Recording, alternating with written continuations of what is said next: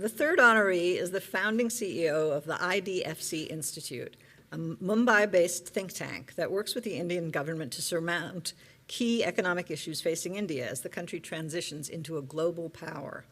He is one of the brave few who navigates the intricacies of bureaucracy, using data mining and other technological insights to yield better governance for India's urbanization, infrastructural capacity, and urban mobility. He's a non-resident scholar at the Maron Institute at New York University and a senior fellow at the Milken Institute. This Momentum Award winner is Reuben Abraham. I'll be accepting the award on his behalf, and he also has a video. Thank you so much for giving me the opportunity to ask some questions about your work, to congratulate you for the Newsweek Momentum Awards, and to give you a chance to elaborate a little more on what is it that you want the world to know about about your work? So I think the most important piece of this is that that the world is going through this transition phase where we're basically moving from being a primarily rural species to being a primarily urban species.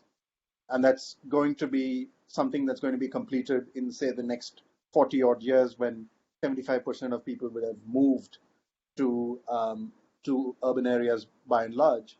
And I think the critical bit here is that something in the, so if you just look at the raw numbers here, if you just break down the numbers of that movement, it's going to be about 2.5 billion people are going to move in developing countries, and about 170 million people are going to move in developed countries. So it's basically the urbanization of the next 40 years is going to play out in emerging Asia and emerging Africa.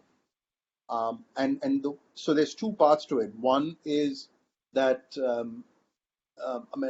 obviously, the question of whether these countries actually have the capacity to manage these kind of transitions, which is a huge problem, because most of these countries, including mine, India, has sort of lived in this notion that we're primarily a rural country and we will remain so, and because of the politics tends to be not urban focused and so on and so forth. So there's a, because of that set of issues, there's a lack of preparedness for what is about to hit all of these countries. So that's one part of it. The second part of it is, if you actually look at the urban conversation, the urban conversation is entirely dominated by the West. And the urbanization that's about to happen is actually going to happen entirely elsewhere. So the West will keep proposing these solutions, which either have no relevance, or if they're relevant, the state does not actually have the capacity to actually execute on any of these things. And on top of that, the additional problem here is that, and this is where I begin to sound a note of caution on the use of technology, is that technology is a means to an end, it's not the end. And so therefore, when a lot of these solutions come out promising to be the magic bullet, a lot of governments are tempted to basically buy into that because it seems to offer them this magical solution of, we don't need to actually fix the hard problems, and technology is going to find us a way around that. And maybe at times it will, but most of the time you actually still need to do the hard work. So I think that's the piece that I really want to that's the message that I'd like to send out is, one, where is it going to happen? How is it going to happen? And are we ready for what's about to happen? That's such an important message. And I think, most of this podcast series that I host is really on redesigning cities. You're really raising questions at the scale of redesigning countries, redesigning entire world regions. And it's incredibly important. And I completely agree with you. The discussion has so focused on the West, and yet India has very much sort of bought into this notion of smart cities. So yes. Tell me what does smart cities mean to you think, in an Indian context? So I think there's two ways to think about it, right? I mean, so this, I think where the problem falls apart is or where the issue falls apart is when you sort of equate the word smart with the word digital. Mm-hmm. There are many non-digital things that you can do which are smart. So, Absolutely. so I think that should be the sort of starting place for any sort of developing country, is to basically do smart things. Now, some of them may be amplified or made easy to do by the application of digital technologies, and some of it may not. But this, I think the problem, and you've seen this play out in India, because the smart cities mission was announced 5 years ago, and today when you look back at it, you've got to say, okay, what has it achieved? I mean, growth in India has slowed down, jobs are being lost, so it's not entirely clear to me what smart cities actually achieved. And as far as I can tell, most cities have remained exactly the way they are. I mean, there's some incremental, marginal improvements along the edges. So then you've got to really ask, okay, what has this actually led us to? And I think part of the problem is because this entire, once again, it's not just the fact that this conversation is dominated by the West, but it's actually dominated by Western corporations that are trying to sell goods. Very much so. Right? So give us an example of something that IDFC or that your work that is not so much based on the digital. What are some of the kinds of examples of policies, practices, infrastructure that you see as absolutely smart and essential, that aren't the big digital things? Yeah, sure. So just to be clear, I'm not a Luddite. I'm a huge fan of technology. I use all kinds of technology and so on and so forth. It's just, all I'm questioning is get the sequencing right, as in, and before you even get to the sequencing, ask what problem you're trying to solve. And for a given set of problems that you're trying to solve, you've got to ask, is technology the appropriate solution? Can technology play a role? And be perfectly willing to accept the fact that maybe technology has no role to play in this. So I think that's sort of the way I would approach it. It's not that technology is the enemy or anything of the sort. What I'm sort of circumspect about is this notion that technology can find you ways around really hard problems of governance and so on and so forth. So in terms of your question, so I guess an easy one to sort of point to would be sort of our work on crime victimization. Again, I think it's one of these things that you rarely hear as part of the discourse around, say, economic development, which is rule of law and order, things like that. When in fact it's one of those public goods that you'll know only in its absence, right? Because all of us take rule of law for granted. We live in relatively safe environments, so we don't have to worry about it. But I just looked at what just happened with the Sinaloa cartel in Mexico a couple of days back, where El Chapo's son was arrested. And you see what just happened. I mean, an entire city was brought to its knees by the cartel. So I think law and order is a critical public good, which I think we need to pay a lot more attention to. Now, what the sort of work that we did around that was to basically, so the whole point is that a lot of the public policy around crime or law and order obviously is based on the data that's available on crime and crime victimization and so on and so forth. Now, there are reasons, including incentives, why why some of the crime numbers may be severely underreported. So what we basically did was we did basically 4 cities, the 4 big cities of India, and we said, let's do a crime victimization survey where we survey a very large number of households. We surveyed about 22,000 households. And what we're trying to do is we're trying to compare the experience of crime with the records of crime. Right? Now, keep in mind that this is not a process where we are trying to be antithetical to the police or the establishment.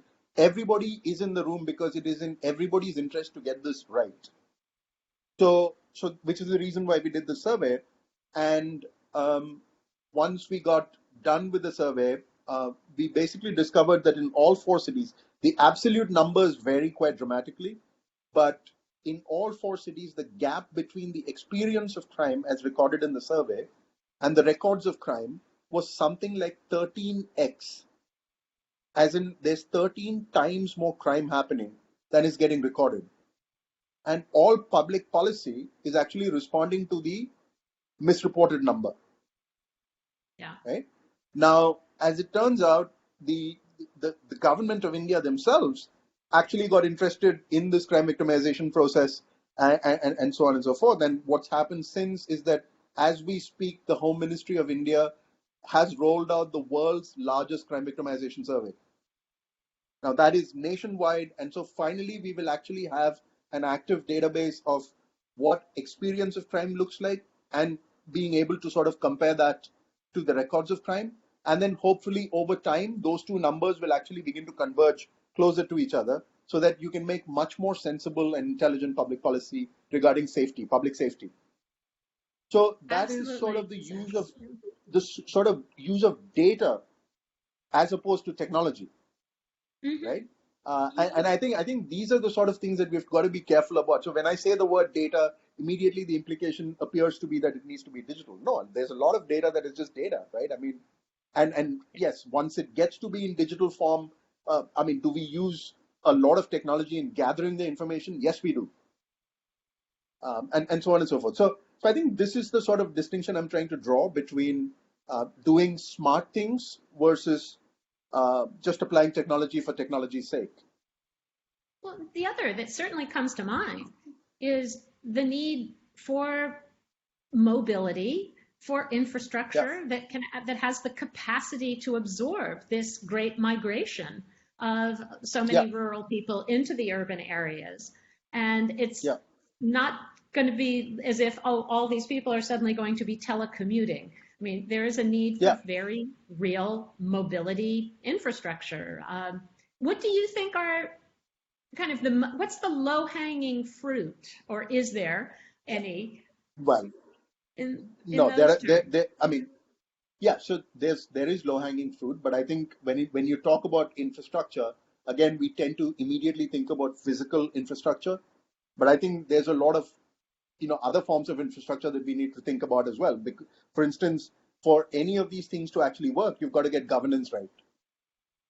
And so the devolution of power to cities to be able to manage themselves, to raise their own taxes, provide public goods at the city level, I think all of these things matter. So I think governance is a key piece of the infrastructure.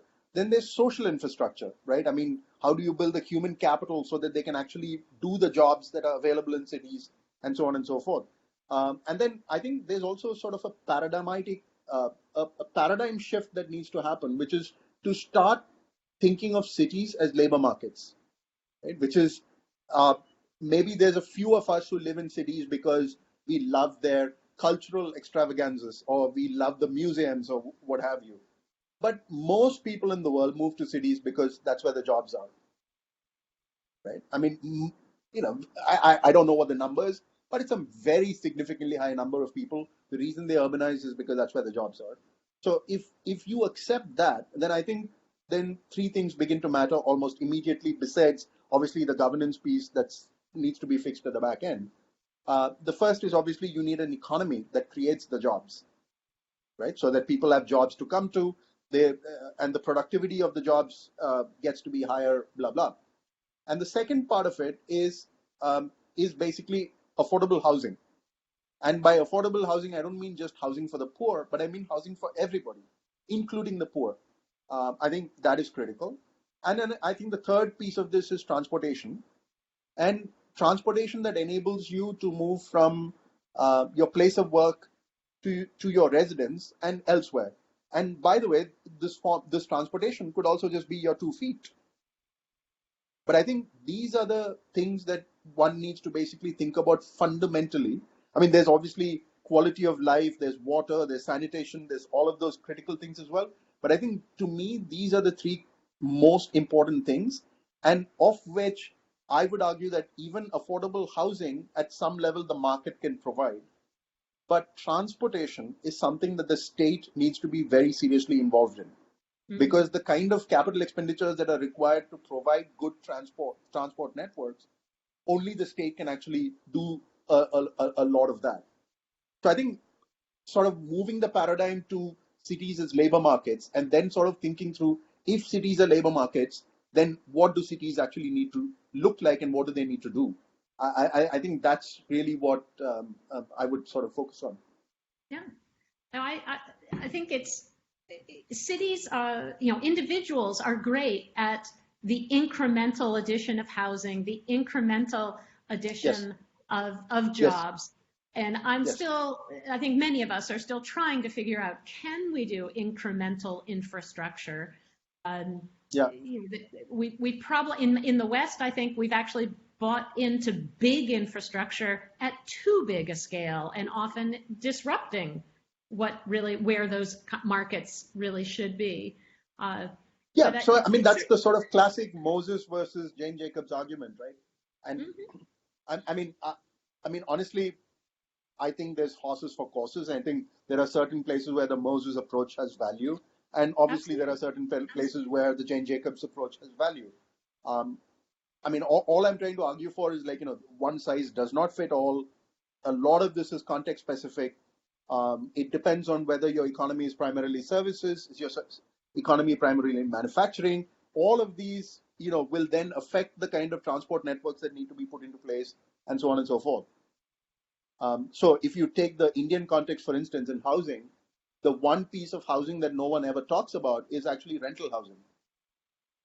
Right? I mean, and this is also partially sort of emanating out of the West, this idea of the ownership society. But the fact of the matter is that any of us, when we first move to a big city, we can't afford to buy anything, right? We all rented. So if all of us at our economic, socioeconomic levels have rented, why do we expect the poor to buy? Yeah. Right? You need to actually have a very large stock of rental housing. And why do we so oppose the idea that renters should be in any way in proximity to owners? It's a very strange. In the U.S., where actually the rental is increasing and ownership is going down. So I think what has happened in the U.S. in particular is that because of so you're referring to a very, very recent trend, but if you look over time, one of the real dangers that that ownership has done is it has actually killed one of the pillars of American sort of society, which is mobility, social mobility.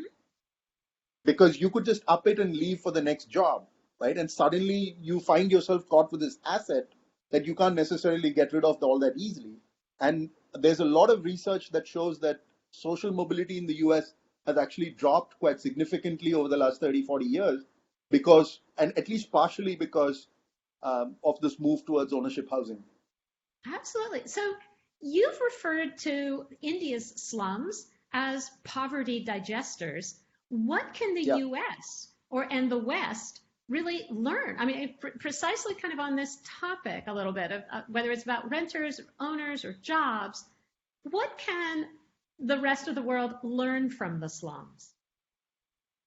So I would not recommend learning anything from a slum other than the fact that, like, the human spirit is indomitable, and people, make the best of their circumstances no matter what situation they find themselves in. I think the more interesting thing about slums to understand, especially if you come from outside, is to not conflate the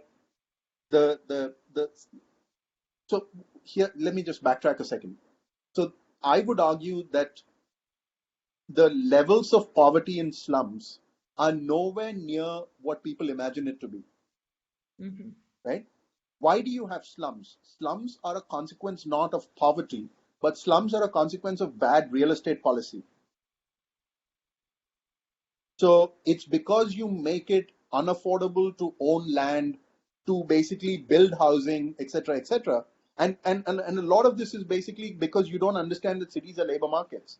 So therefore, you basically think that, so at the governmental level, supply side, there's a lot of sort of assumption that if you create a bunch of supply side barriers, then people will stop coming to cities. So if you basically artificially curtail the supply of housing by having FSI, FAR regulations, and so on and so forth, the underlying assumption there is you can stop people moving into cities. This, by the way, is also what the Chinese did with the hukou system, right? What ends up happening is precisely because cities are labor markets, no one is stopping coming. Right? People are coming no matter what you do. And this has been true across the world, no matter where you look, it's been the same thing. And so if you combine the fact that people are not stopping coming with the supply constraints on housing and building of housing, you will inevitably get slums. But that's not because of poverty. It is because you've got really bad real estate policy. And so therefore, the upper classes and the elites have cornered the formal end of the market, which means that the only kind of housing that's available to anything below the upper middle class and the rich is informal housing, i.e. slums. So I think that's the really crucial distinction to draw, which is, if you, for instance, go into some of the biggest slums in Bombay, for instance, I mean, just look around. I mean, there's DTH television, there's air conditioning, there's all kinds of things that people have jury-rigged. And when you actually go through there, you actually realize it's the middle class that lives there. And it's not that the middle class lives in a slum because they want to live in a slum, but because they've been priced out of the market. They've been utterly priced out of the market, and they've been priced out of the market because there's a whole bunch of supply constraints on housing that were put into place because nobody's understood the fact that cities are labor markets. So this is the same thing that's playing out in San Francisco, for instance, right? You've got all these artificial curbs on housing, and then everyone can see, if you just go through San Francisco today, what the consequences of that look like. Now, multiply that by a factor of 10, and you get the slums in the developing world. No, I think in many respects, there is a lot that San Francisco and places like it could be learning from the slums, but also learning the lessons of how to provide much more equity in access to affordable housing and all of those things. Absolutely. If I could ask also one more question. Sure. In India, do you feel, or other parts of the developing world, most of my research is really focused on retrofitting the suburbs in North America. Because the aspirations of the middle class for us since the middle of the 20th century have really made suburbanization much more of the ideal than living in cities. That's recently changing. But in terms of the aspirations of the middle class in India, when you talk of cities as urban, as really job markets, what role do the suburbs play?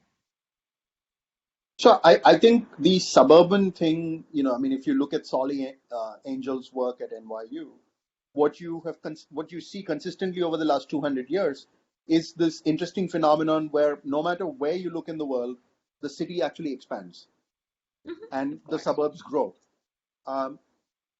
So at some level, I don't think it's an American phenomenon. I think it's happening globally, no matter which city you look at. In the US, you can see it in a much more pronounced manner. But I don't think necessarily that we should stop it, because the reason why people are moving to the suburbs is because they're looking for increased per capita square footage, right? I mean, they just want more space. That's really the reason why people are primarily moving to the suburbs. Not anymore. In the US, not anymore. But yeah, household size is shrinking now. And most of the in the US now, by far, most of the jobs are actually in the suburbs. They're not in the core cities anymore. But that's it's a question of which way does causality flow. The jobs may have moved to the suburbs because the suburbs are where the people are, right? So take again the San Francisco Bay Area is a good example, where how did the Bay Area grow, and it's the causal effects of that are very interesting. So it's not so irrespective of whether the household size shrinks or not. It doesn't matter if I'm just looking for more square footage, right? So I'm living in the middle of Manhattan. I can live in a 600 square foot house, or I can move to upstate, somewhere within proximity of New York City and live in a 2,000 square foot home. Mm-hmm. So I think that's the choice that people are really making. So I think, again, I personally don't have a problem with that. Because I think that the densification of the inner core, while the periphery expands, are not necessarily mutually exclusive. You can actually have a dense inner core. I think the critical thing is the transport, which is Absolutely. how do you transport those people from the core to the periphery, from the periphery to the core? That's one. And again, in developing countries, there's always this notion of we need to take jobs to people. Instead, what I'm basically arguing for here is let's take people to jobs. And so when you take people to jobs, you will actually get the agglomeration benefits and so on and so forth that you will get from dense cities. Now, after all of that, if you still want to commute for an hour to live somewhere outside of the city because you want 2,000 square feet, that's okay, be my guest. But in the ideal world, you should be doing that on public transit, not on, Yeah. your personal cars and so on and so forth. So again, I think investing in those public transit networks and things like that. So the big advantage in countries like India and elsewhere is that we don't have a prior, right? I mean, as in, we are at the stage where it doesn't really matter to us whether we get to a job by car, by foot, or by train. So therefore, a lot of these developing countries are at the stage where you can nudge behavior in a certain direction. And I think, and that's to me where the big opportunity sits, which is that you can actually have a much better way of managing urbanization than has existed till date. Well, I certainly, I look at, you name any of the really large office parks throughout Silicon Valley, the Raleigh-Durham Triangle, all of them are now adding residential. They are themselves urbanizing. So the suburban office parks are transforming to become more urban, because that's really where the next generation's preferences they are a lot more excited about that than working in a cubicle farm in a suburban office park. And so I totally agree with you that the rest of the world, to the degree that they're still building out a lot of and we know that, yes, absolutely, they're all continuing to spread, but I just hope that they're following more the model of some of the newer retrofits to the suburbs, rather than still following that model, that suburban model of everything is separated out and can only be gotten to by car. Yeah, so I don't think so. I mean, so it's interesting because China is an instructive model where in China, at least in the early phases, the Chinese pretty much followed the American model, which is big highways, cars, that sort of model. But increasingly, you're seeing that there's a lot more rail being built. The bullet trains are in place, et cetera, et cetera. So I think it's again, if you move from this paradigm of, rather than thinking of distance, but thinking of time, right? Because if you think of Hong Kong Airport is very far outside the city. But no one really cares because you get on that train and you're in downtown Hong Kong in 20 minutes. So again, I think some of these paradigms need to shift to actually, but ultimately, everything comes down to personal preferences, right? I mean, so my personal preference is to live in a dense urban core where I don't have to drive ever, that I can walk around. But equally, I recognize the fact that there are people with very different preferences. But I think ultimately, all of us benefit from the productivity gains that all of us enjoy from just being in an urban environment. Congratulations again.